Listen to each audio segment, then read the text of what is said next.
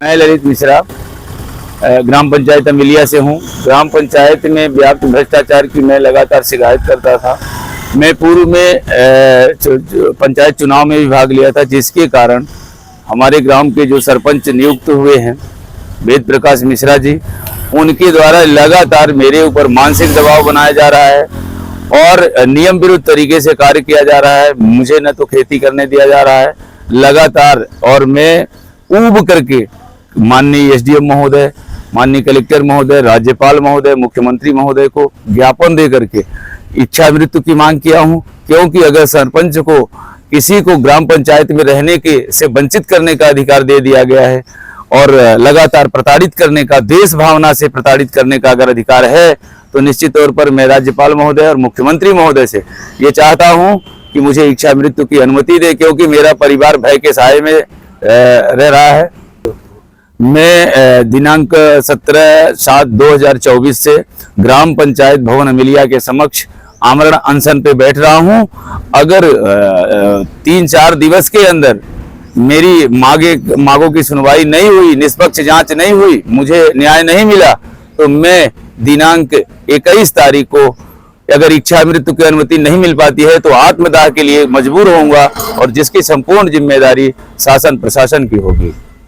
ये चाक घाट का जो मैटर है भी सोशल मीडिया के माध्यम से भी ज्ञात हुआ है कि अमिलिया गांव है, वहाँ पे किसी व्यक्ति द्वारा अपनी मांगों को लेकर के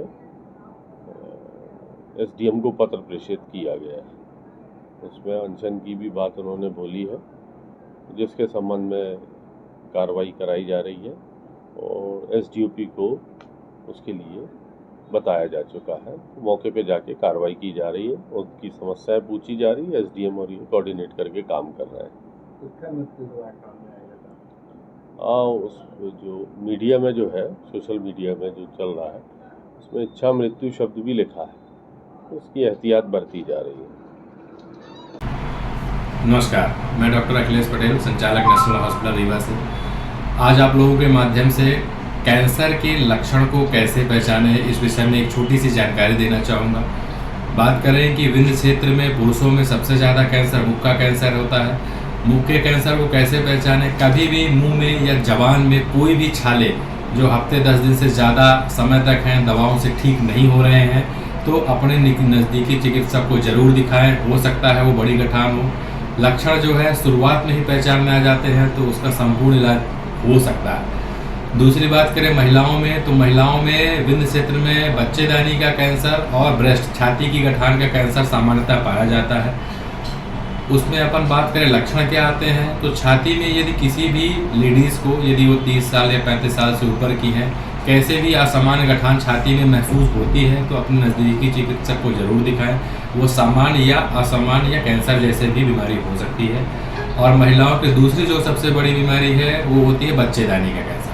बच्चेदानी का कैंसर अमूमन 40 वर्ष के ऊपर की ही महिलाओं में पाया जाता है।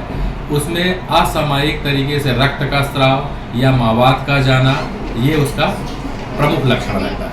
तो यदि किसी भी महिला को असामान्य रक्तस्राव और मावात जाने की शिकायत लगातार बनी हुई है तो अपने नज़दीकी चिकित्सक को जरूर दिखाएं। ये हो सकता है कि बड़ी बीमारी हो। समय रहते यदि इसका पता लगा लिया गया तो इसका इलाज पूरी तरीके से उपलब्ध है। और ये इलाज हम नेशनल अस्पताल रीवा में आयुष्मान, ESIC एवं विभिन्न सरकारी योजनाओं के द्वारा निःशुल्क उपलब्ध कराने के लिए संकल्पित है। नमस्कार।